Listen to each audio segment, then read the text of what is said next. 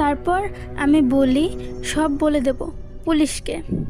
তখন সে ও তার 2 ছেলে মিলে আমাকে নির্মমভাবে হত্যা করলো। রাহুল বলল, তারপর কি তোমার লাশ বটগাছের দিকে ইশারা করে বলল ওখানে ঝুলিয়ে দেয়? ছায়া, গাছ নয়, কুয়ো। বটগাছের পেছনে কুয়োতে লুকিয়ে রাখে তারা আমার লাশ। পরদিন সকাল, রাহুল ও জয় স্থানীয় সাংবাদিক নিয়ে আসে, সঙ্গে পুলিশ। সবাই মিলে বটগাছের পেছনে কুয়োতে খুঁজতে থাকে। হঠাৎ কুয়োর নিচে খুঁজে পাওয়া যায় একটি কঙ্কাল আর মেয়ের কাপড়, সঙ্গে একটি চুড়ি। এটি মিনার চুড়ি। তার মা কিনে দিয়েছিল মেলা থেকে। সে সবসময় চুড়িটি পরে থাকতো। পুলিশ রিপোর্ট করে 25 বছর আগের এক অজানা মৃত্যুর রহস্য উদ্ঘাটিত হয়। হারান পাণ্ডে ও তার 2 ছেলেকে গ্রেফতার করা হয়। হারান পাণ্ডে এখনও জীবিত, তবে বৃদ্ধ হয়ে গেছেন।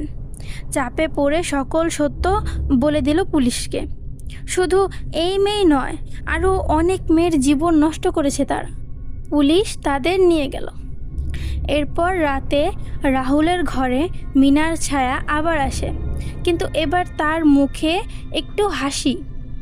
মিনার ছায়া, তোমরা আমাকে ন্যায় দিয়েছ, এবার আমি চলে যাব।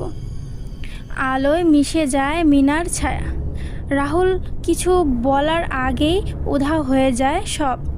বাতাস গরম হয়ে আবার মুহূর্তেই সব ঠিক হয়ে যায়। রাহুল মৃদু হেসে মন ভারী করে ভাবল, একটা আত্মা শান্তি পেল। না জানি ইতিহাসে এবং বর্তমানে এমন আরও কত পাপ লুকানো আছে। সে এসব ভাবতে ভাবতে হঠাৎ জয় আসলো। এসে জানালো, গ্রামের লোক তোর সাহস দেখে মুগ্ধ। তুই আসলে অনেক সাহসী। বলতে বলতে জয় ও রাহুল দুজনেই উচ্চস্বরে হেসে উঠল। হ্যালো, আসসালামু আলাইকুম এভরিওয়ান, আমি মেহের আফরোজ। তো এটি ছিল আপনাদের বটগাছের ছায়া গল্পের লাস্ট পার্ট। তো আপনারা চাইলে আমার সাথে স্টোরি শেয়ার করতে পারেন। পিন কমেন্টে আমার ফেসবুক আইডির লিঙ্ক দেওয়া আছে। তো নেক্সট গল্প কি আসতে চলেছে জানতে হলে আমার চ্যানেলটা সাবস্ক্রাইব করে দিবেন। আল্লাহ হাফেজ।